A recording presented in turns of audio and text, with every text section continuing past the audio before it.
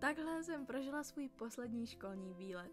Byl poslední týden v listopadu roku 2023 a my jsme se třídou vyrazili v 6 ráno do Norimberka.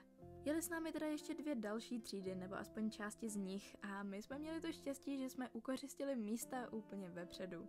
Cesta byla krásná, ale zároveň dlouhá, takže já jsem ji většinou prospala. Zbudila jsem se asi 20 minut předtím, než jsme měli vystupovat z autobusu. Totálně rozespalá, nenamalovaná, takže jsem začala spěchat. Vystupovali jsme někde nedaleko hradu a naší jedinou povinnou zastávkou bylo muzeum Albrechta Dürera. Já se vám hrozně omlouvám, je mi jasné, že spoustu z vás bude tahle dějepisnou výtvarná linka nudit. Takže teď máte na obrazovce čas, na který můžete přeskočit, abyste se jí vyhnuli. Každopádně mezi jeho obrazy patří třeba Baumgartner Altarpiece. Doufám, že jsem to vyslovila správně. Namaloval taky 3 svoje autoportréty, ze kterých je tenhle ten nejpozdější a je zajímavý tím, že hrozně připomíná obrazy Krista z té doby, za což byl samozřejmě dost kritizovaný. No, nebudu vás tím dál zahlcovat, těch obrazů tam bylo vážně hodně a mimochodem všechno to byly kopie. Jeho pravé obrazy jsou prostě různě po světě.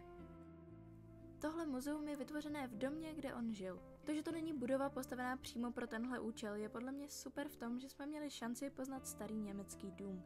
A když říkám starý, tak myslím opravdu starý, protože Albrecht Dürer žil od roku 1471 do roku 1528. Jak už jsem říkala, tak to byl taky grafik a viděli jsme spoustu jeho děl, která jsou neuvěřitelně detailní. No a tohle tady dole je AD a je to schované na každém jeho díle. No a právě ta grafická díla tiskl pomocí těchto destiček.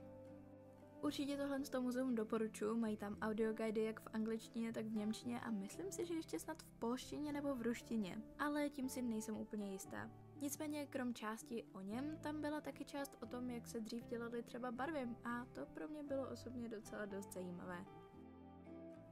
A potom jsme z muzea zamířili na hrad a vítám zpátky ty, kteří předchozí část přeskočili.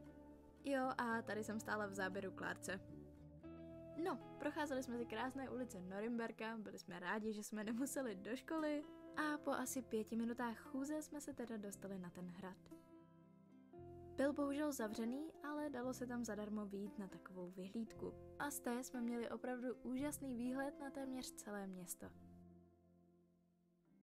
Tam už se teda naše třída rozpustila, my jsme zůstali takhle pospolu, ještě se k nám pár lidí přidalo a vyrazili jsme do kavárny. My jsme měli snad 3 hodiny rozchod, to je na školní výlet vážně hodně a ještě po cestě do kavárny jsme zastihli orloj. Pokud vám přijde, že se tam nic neděje, tak to probíhalo po částech, takže jsme tam mrzli bůh ví jak dlouho. A je mi jasné, že přijde tahle otázka, já si myslím, že je pražský lepší, ale zase na druhou stranu je to ze 16. století, to byl prostě technologický zázrak. Každopádně, tu kavárnu vybírala Klárka, která nás do ní taky vedla a k mému překvapení jsme se nestratili. Došli jsme teda do Espresso Labu, všichni jsme si něco objednali, já jsem si dala matchu, jako obvykle, a bylo to prostě skvělý, hrozně jsem si to s holkama užila a fakt doufám, že se budeme scházet i po maturitě. Jinak Espresso Lab můžu na návštěvě Norimberka a dokonce si myslím, že je to i řetězec, takže na návštěvě Německa doporučit. Potom jsme se teda vydali do města a jako první jsme prozkoumávali suvenýr shop, protože holky potřebovaly nějaké vánoční dárky. No a pak se Kláře splnil sen, protože viděla párky.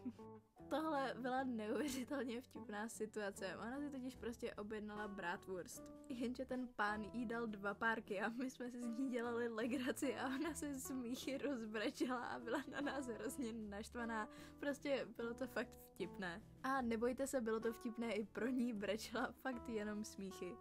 Když už jsme u toho jídla, tak já na vánočních trzích nejvíc miluju jahody v čokoládě. Ale za 5,50 €? To si to radši udělám doma. Zatímco ostatní holky nakupovaly, tak já jsem se procházela s Klárkou. No a ona zjistila, že Taylor Swift oznámila, že bude vydávat písničku nebo album, myslím si, že písničku, a byla z toho extrémně nadšená a furt to do mě hučela. A prosím pěkně, tohle nadšení jí vydrželo třeba hodinu. No, potom co holky donakupovaly, jsme si společně dali Kinder Punch. Nemusíte se bát, opravdu jsme nepili na školním výletě, protože on ten Kinder Punch je mnohem lepší než ten reálný punch. Chtěla jsem si odtamtud přivést taky nějaký suvenýr, akorát jsem si vybrala něco opravdu netradičního. Před obchodem s fotoaparáty byl totiž tenhle košík plný poškozených kusů jenom za 10 euro. A tak jsem si jeden koupila a měla jsem z něj fakt neuvěřitelnou radost. Potom už jsme tak nějak začali směřovat zpátky k autobusu. No a po cestě jsme potkali betlém s reálným živým velbloudem. V zimě v Německu velbloud. Fakt jsem to nečekala. Ale moc jsme se tam nezdrželi, protože se nedlouho po nás pán začal chtít peníze a tak jsme šli dál. No a já jsem po cestě viděla komiksový obchod a já jsem tam musela. A do té chvilky jsem si myslela, že jsem v Norimberku nikdy nebyla, ale právě podle tohohle obchodu jsem zjistila, že jo. A taky jsem tam našla fakt hodně popfigurek, které ještě nemám a fakt jsem si je chtěla koupit všechny, ale máma by mě zabila. A taky by mě to stálo fakt extrémně moc peněz, takže jsem se rozhodla, že nějaké musím vytřídit. Mimochodem obecně výběr z popfigurek tam měli vážně obrovský. Ale já právě proto, abych si nekoupila úplně všechny, které vidím, tak sbírám jenom Pána prstenů a nově jsem začala sbírat i Zaklínače. Nakonec si teda odvážím Ciri, Yennefer a taky Froda po tom, co málem umřel v Cirith Ungol. A očividně jsem z toho měla takovou radost, že jsem ani nebyla schopná pořídit nějaké normální video. Každopádně fakt jsem si to užila, ten výlet byl úplně skvělý a doufám, že i vám se líbilo tohle video. Jestli ano, tak budu samozřejmě moc ráda za like a třeba i za odběr, protože já podle toho vidím, jestli má smysl dělat ta dlouhá videa na YouTube. Takže snad se tady uvidíme zase příště.